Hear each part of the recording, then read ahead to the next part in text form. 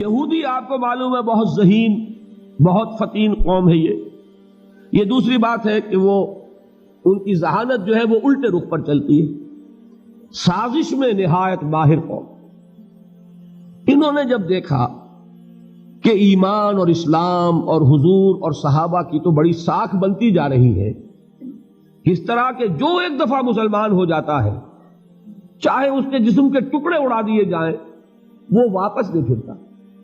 اب اس سے بن رہی ہے کہ نہیں ساکھ کہ واقعتاً کوئی لذت ایسی ہے، لذت عبادہ نہ دانی بخدا تانا چشی، یہ کوئی ایسی لذت ہے کہ جو چکھنے ہی سے تعلق رکھتی ہے، ورنہ سوچئے انسان کو جان بہت عزیز ہے۔ اب میں نے کل جو آپ کو بتایا حضرت سمیہ نے کیسے جان دی، حضرت یاسر نے کیسے جان دی رضی اللہ تعالی عنہما، حضرت بلال نے کیسی سختیاں جھیلی، حضرت خباب بن الارت نے کیسی سختیاں جھیلی۔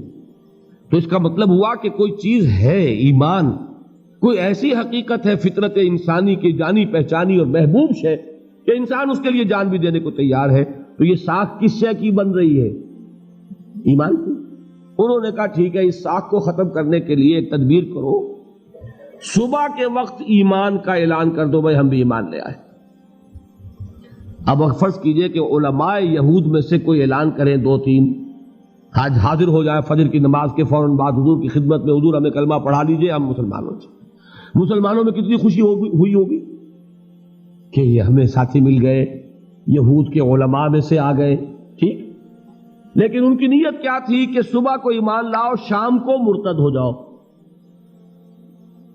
اس سے یقیناً لوگ سوچیں گے کہ تو بڑے فرشتہ سیرت لوگ تھے، بڑے اچھے ارادوں سے آئے تھے، بھائی یہ قریب رہے۔ اور میں یہ سمجھتا ہوں قرآن میں تو یہ الفاظ نہیں ہے، لیکن میں ایک اندازہ کر رہا ہوں کہ وہ دن بھر ضرور حضور کے قریب ترین رہے ہوں گے اپنی اس سازش کے اندر اثر پیدا کرنے کے لیے کہ یہ جو اتنی دیر حضور کی صحبت انہوں نے اختیار کی، ظہر تک بیٹھے رہے، پھر عصر کے فوراً بعد آ گئے تھے، یہ تو کوئی نہ کوئی خرابی دیکھی ہوگی نا آخر جو واپس گئے، تو کسی نہ کسی کے دل میں تو ایک دغدغہ پیدا کر دیں گے کہ نہیں۔ اس لیے کہ شک پیدا کرنا یہ بڑا آسان ہے۔ یہ تدبیر انہوں نے کی، یہ الفاظ سورہ آل عمران میں موجود ہے، وَقَالَتْ طَائِفَةٌ مِّنْ أَهْلِ الْكِتَابِ، اہل کتاب کے گروہ نے یہ کہا، یہ طے کیا، آمنوا بالذی انزل علی الذین آمنوا وجہ النہار، اہل ایمان پر جو چیز نازل ہوئی ہے یعنی قرآن پر ایمان لاؤ صبح کے وقت۔ قرآن پر ایمان لانے کے معنی کیا؟ حضور پر ایمان، حضور کی نبوت اور رسالت کو تسلیم کر لیا۔ وَاکْفُرُوا آخِرَهُ، اسی دن کے آخری حصے میں جا کر کفر کر دو، لَعَلَّهُمْ يَرْجِعُونَ، شاید کہ یہ بھی لوٹ آئے۔ اندر سے جا کے دو چار کے دل میں تو شک ڈال کے کھینچ کے لائیں گے کہ نہیں، اور دو چار کو بھی ہلا دیا تو وہ ساکھ تو ختم ہو جائے گی نا، کہ جو ایک دفعہ ایمان لے آئے وہ واپس نہیں پھرتا۔ یہ سازش ہے جس کا ذکر ہے قرآن میں۔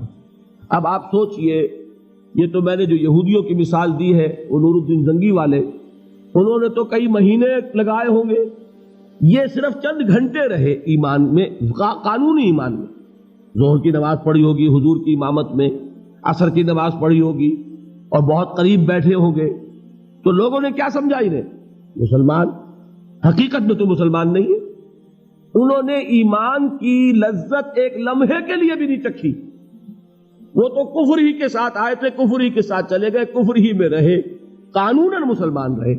فرض کیجئے اس وقت میں کوئی مر جاتا ان میں سے تو حضور اس کی نماز جنازہ پڑھاتے کہ نہیں پڑھاتے؟ اگر ظہر عصر کے درمیان ان میں سے کسی ایک کی موت آ جاتی تو وہ قانوناً مسلمان تھا، اس کی نماز جنازہ حضور پڑھاتے۔ لیکن یہ کہ وہ جانتے ہیں خوب اچھی طرح کہ ہم مسلمان نہیں، انہیں پتا ہے کہ ہم نے یہ لبادہ اڑا ہے فریب کے لیے، دھوکے کے لیے۔ تو یہ تین مثالیں ہو گئیں، ایک حضور کے زمانے سے، ایک نور الدین زنگی کے زمانے سے، اور ایک میں نے مثال دے دی آج بھی ہو سکتا ہے کہ ایسا ہو رہا ہو۔ تو یہ کیا ہے؟ یہ شعوری نفاق ہے، ارادی نفاق ہے۔ اس کو وہ شخص خود جانتا ہے کہ میں منافق ہوں، میں مسلمان نہیں ہوں، میں مومن نہیں ہوں۔ تو یہ تو ہوا شعوری نفاق یا ارادی نفاق۔ یہ میں آپ کو بتا دوں کہ یہ نفاق بہت کم ہوتا ہے۔ قرآن مجید میں جس نفاق کا ذکر ہے اکثر و بیشتر وہ یہ نہیں ہے، وہ دوسرا ہے۔ وہ دوسرا کیا ہے؟ غیر شعوری، غیر ارادی نفاق۔ مجھے اور آپ کو جو سمجھنا ہے، اور جس پر حضرت عمر یہ سوچ رہے ہیں کہ کہیں میں تو نہیں، وہ کون سا ہو سکتا ہے؟ ارادی تو نہیں ہو سکتا نا، وہ کوئی ہو سکتا ہے کہ میرے تحت شعور میں کوئی چیز ایسی تو نہیں آ گئی، میں جانوں بھی نہیں اور مجھے پتا بھی نہ چلے اور ڈاکہ پڑ جائے میری دولت پر، ایسا تو نہیں ہے۔ حنظلہ جو ہے اپنے بارے میں جو پریشان ہو رہے ہیں نفاق کے، تو ظاہر ہے وہ ارادی نفاق کے بارے میں تو نہیں ہو رہے نا، اس کا تو کوئی سوال ہی پیدا نہیں ہوتا۔ انہیں اگر کوئی فکر ہے کہیں غیر شعوری طور پر میں منافق تو نہیں بنتا چلا جا رہا، تو ہمیں جس نفاق کو پہچاننا ہے اور سمجھنا ہے وہ در حقیقت یہ دوسرا نفاق، اور قرآن مجید میں اکثر و بیشتر جہاں ذکر ہے منافقین کا وہ اسی قسم کے منافق۔ یہ نفاق کیا ہے اس کو سمجھنے کے لیے اب ذرا تھوڑا سا ایک مسئلہ سمجھیے۔ اس نفاق کی ایک قسم اور بڑی قسم، دیکھیے سب لوگ برابر نہیں ہوتے اپنی قوت ارادی میں، جیسے جسمانی طور پر کوئی کمزور کوئی قوی، اسی طریقے سے کوئی زیادہ ذہین کوئی کم ذہین، میں کودن نہیں کہتا، احمق نہیں کہتا، کم ذہین تو مان لیں گے نا۔ اسی طریقے سے قوت ارادی جو ہوتی ہے نا انسان میں، اس میں بھی کمی اور بیشی ہے۔ اب فرض کیجئے اس کو جب تک ایک انقلابی حیثیت سے نہیں سمجھیں گے دین کے معاملے کو، یہ نفاق سمجھ میں نہیں آئے گا۔ دین ایک انقلابی دعوت ہے، دین پر ایمان لاتے ہی مصیبت آتی ہے، مشکلات آتی ہے، حرام کو چھوڑنا پڑتا ہے۔ شعوری طور پر آج طے کیجئے تو آپ کو سود چھوڑنا پڑے گا کہ نہیں؟ آپ نے لمبے چوڑے کاروبار بچھا رکھے ہیں، بڑے اونچے اونچے دبیس قسم کے جس میں پورے پورے پاؤں دھس جائیں، ایسے قالین آپ نے بچھا رکھے ہیں، تو یہ سب بساط الٹنی پڑے گی کہ نہیں؟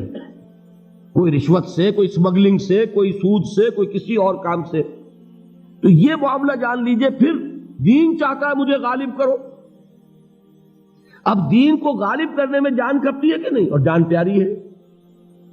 کہا جاتا ہے لاؤ اللہ کے راستے میں مال صرف کرو، مال پیارا ہے کہ نہیں؟ مال پیارا ہے۔ یہاں آتا ہے اصل مسئلہ کہ ایک تو وہ قوی ہمت لوگ ہوتے ہیں جو ایمان لائے اور اس کے بعد ان کی قوت ارادی اتنی مضبوط ہے کہ ہر کے بعد آباد۔ اب جو کوئی چاہے کہے، جو استہزاء ہو، جو تمسخر ہو، جو مذاق اڑے، میں کل بیان کر چکا ہوں حضور کا کیسے کیسے مذاق اڑا، پھر جو تکلیف آئے، جو ایذا ہو، جس طرح ستایا جائے، ہر کے بعد آباد۔ ماں کشتی درا بنداختے، ایک ڈیسیژن ہے کہ ان صلاتی و نسکی و محیایا و مماتی للہ رب العالمین، میں نے تو اپنی جس طرح میری نماز اور قربانی اللہ کے لیے، اپنی زندگی اور موت اللہ کے حوالے کر دی۔ کل میں نے آیت آپ کو سنائی تھی، ان اللہ اشترى من المؤمنین انفسهم واموالهم بان لهم الجنہ یقاتلون فی سبیل اللہ فیقتلون ویقتلون، اللہ تو اہل ایمان سے ان کی جانیں اور مال خرید چکا ہے جنت کے عوض، لہذا اب وہ بالکل نچنت ہو کر اللہ کی راہ میں قتال کرتے ہیں۔ جان میری تھوڑی ہے، میں تو دے چکا اللہ کو پہلے ہی، آج جائے کل جائے فرق کیا پڑا، میں تو دے چکا، مال تو میں دے چکا، اللہ جب چاہے لے لے۔ تو ایسے شخص کو نہ مال دینے میں کوئی بات، نہ جان دینے میں کوئی بات، یہ تو ہے مومن صادق۔ اور یہ جان لیجئے یہ معاملہ صرف ایمان کا نہیں، ہر انقلابی تحریک کے ساتھ ہوتا ہے۔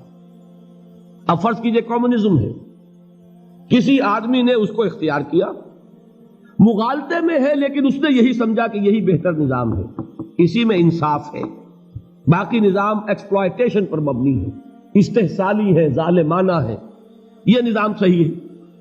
اب ظاہر ہے اس کا نتیجہ کیا نکلے گا؟ بھائی قائم کرو اب اس کو، اب انقلاب لاؤ۔ انقلاب لانے میں جان کا خطرہ، جیل میں جانے کا اندیشہ، فائرنگ سکویڈز، یہ سب نظر آتے ہیں کہ نہیں؟ لہذا ایک تو باہمت آدمی ہے، وہ کہتا ہے ہر چے بعد آباد، جان رہے یا جائے، میرا گھر بار ختم کر دیا جائے، بیوی بچے کولوں میں پلوا دیے جائیں، ہر چے بعد آباد، جو ہو سو ہو، ماں کشتی درا بنداختے۔ تو یہ کیا ہے؟ یہ مومن صادق ہے کمیونزم کا، یہ بھی تو مومن ہے نا۔ سچا مومن ہے کس چیز پر؟ کمیونزم پر۔ اور ایک شخص جو ہے اللہ کو مان لیا، رسول کو مان لیا، اب اللہ اور اس کے رسول کا دین، اس کا بول بالا کرنا ہے، جو ہو سو ہو۔ یہ لوگ ہیں کہ جو مطلوب ہیں، ایسے ہی لوگ انقلاب برپا کرتے ہیں، یہ نہیں ہوں گے انقلاب نہیں آئے گا، نظام کوئی قائم نہیں ہو سکتا۔ لاکھ آپ کو پسند ہو اسلام، اسلام غالب کبھی نہیں ہوگا جب تک کہ ایسے لوگ نہیں ہوں گے جو ہرچے باد آباد کی شان کے ساتھ میدان میں نہ اتر آئے۔ لاکھ کوئی شخص چاہتا ہو کمیونزم نہیں آ سکتا جب تک کہ ایسے لوگ نہ ہو جو ہر چیز قربان کرنے کے لیے تیار ہو۔